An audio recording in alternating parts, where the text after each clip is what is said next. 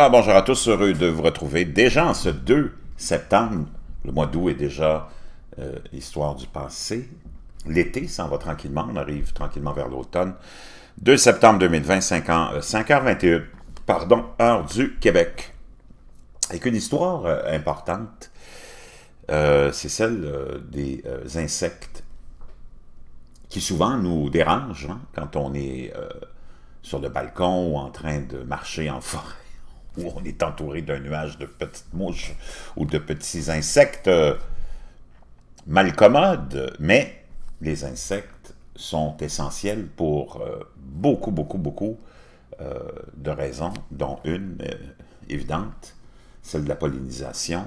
Hein, on pense aux abeilles tout de suite, qui sont une espèce d'insectes qui fait parler d'elles depuis plus d'une décennie, avec des épisodes tragiques hein, de mort, de masse, en masse, et ainsi de suite.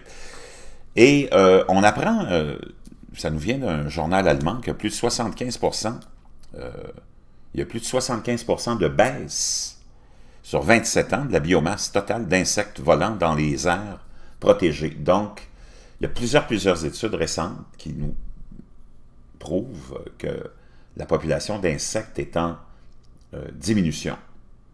Donc, étant essentielle pour plusieurs raisons, dont je vous ai nommé la plus importante pour nous, dans la chaîne alimentaire, mais aussi dans la chaîne alimentaire globale, les insectes servent de nourriture à plusieurs autres espèces, dont les oiseaux. Et on voit aussi qu'il y a un impact chez les oiseaux, on va aller voir ça. Donc, on peut s'imaginer facilement que c'est probablement dû à l'utilisation de pesticides à grande échelle, hein, toute cette disparition-là, et l'impact sur la chaîne alimentaire.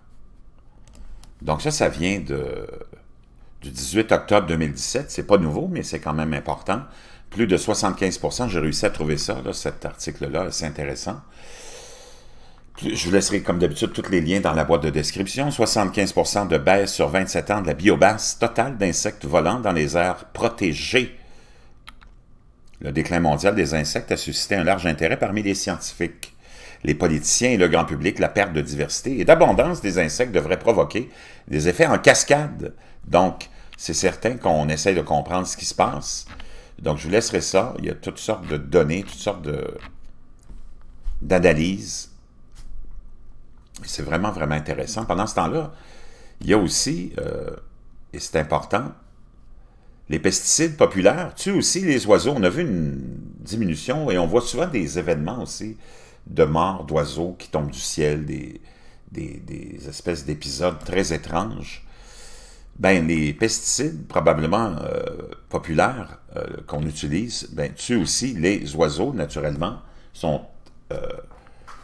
vivent dans le même environnement hein, que les insectes, entre autres, et sont dans les champs, sont dans les arbres, dans les champs, et les agriculteurs, pour avoir plus de productivité, utilisent des pesticides régulièrement et en grande quantité. Les pesticides les plus couramment utilisés dans le monde ont été une catastrophe pour les abeilles, mais de nouvelles recherches montrent que ce sont aussi de mauvaises nouvelles pour les oiseaux qui meurent à un rythme alarmant. Les résultats publiés dans Nature Sustainability lundi montrent qu'ils sont responsables du déclin des oiseaux. Ça a été publié il n'y a pas si longtemps, en 2020, au mois d'août, il y a 2 semaines. Les néonicotinoïdes d'une classe d'insecticides chimiquement liés à la nicotine ont été introduits pour la première fois dans l'agriculture dans les années 80. Ils sont le plus souvent appliqués sur les graines elles-mêmes et se propagent à travers les plantes à mesure qu'elles germent et se développent pour se protéger des insectes. Mais ils se sont avérés si nocifs pour les abeilles et autres populations d'insectes que l'Union européenne a interdit leur utilisation en 2018. Mais aux États-Unis, au moins en partie grâce à une campagne de désinformation de la part de l'industrie des pesticides, il y a eu un changement d'utilisation de plus en plus de produits chimiques dangereux, alors même que l'utilisation générale des insecticides a diminué. Une grande partie de l'attention portée à la régulation des néonicotinoïdes a été motivée par des inquiétudes concernant leur effet sur les abeilles et les papillons qui se nourrissent directement du pollen et du nectar des plantes. Nous dit Madhu Khanna, professeur d'économie agricole et de consommation à l'Université de l'Illinois à Urbana.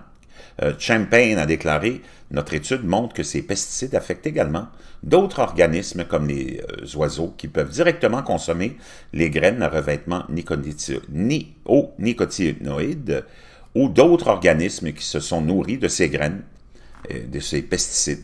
Les décideurs politiques doivent tenir compte de ces effets lors de la conception des réglementations afin de réduire l'utilisation de ces fameux néonicotinoïdes, en particulier à proximité des habitats des oiseaux. » Donc, je vous laisserai ça vraiment.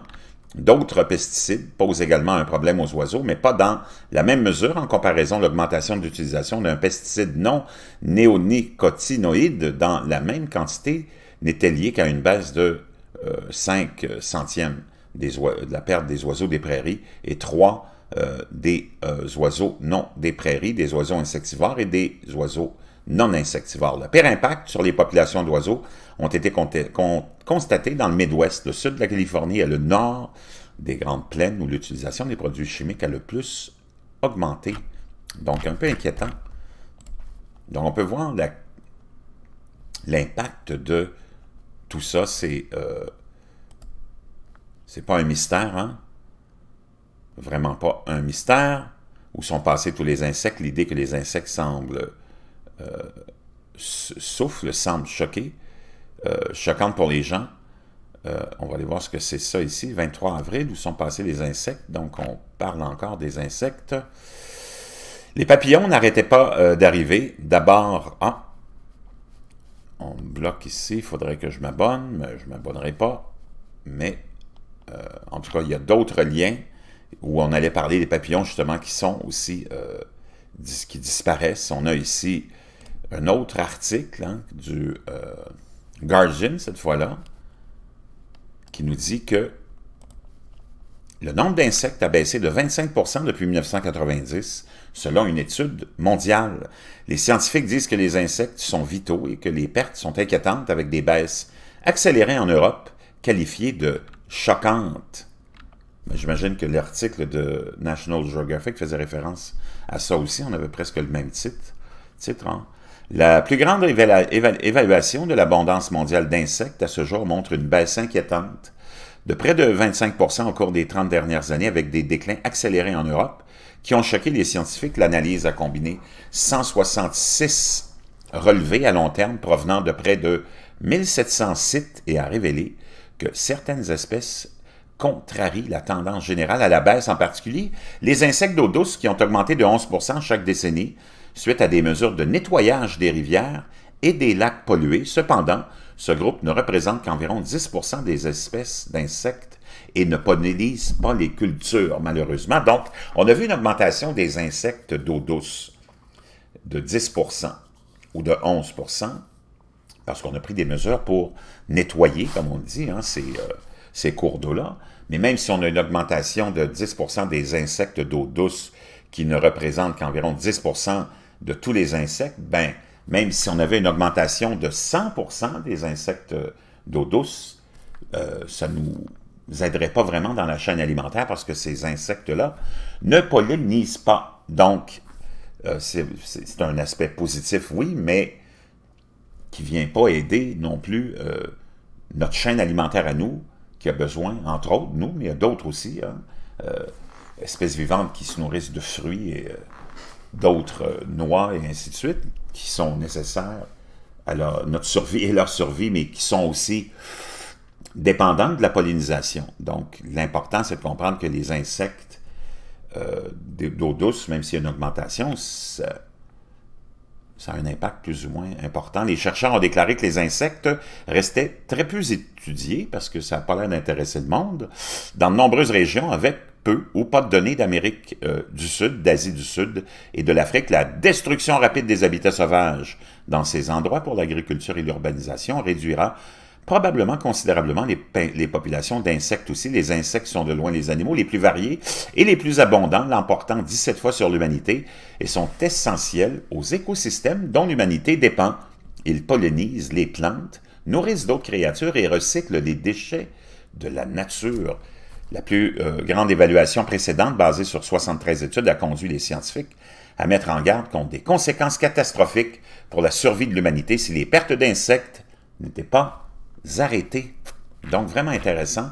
Je vous laisserai ça. C'est des sujets qui ne feront pas la une. Hein. C'est pas spectaculaire. On ne parle pas de guerre, on ne parle pas de politique, on ne parle pas de ceci ni de cela, mais on parle de la disparition de l'humanité. C'est quand même assez important. Je vous laisse ça dans la boîte de description. Je voulais juste apporter un petit coup d'œil très simple, là, non scientifique, au fait qu'on dépend des plus petits.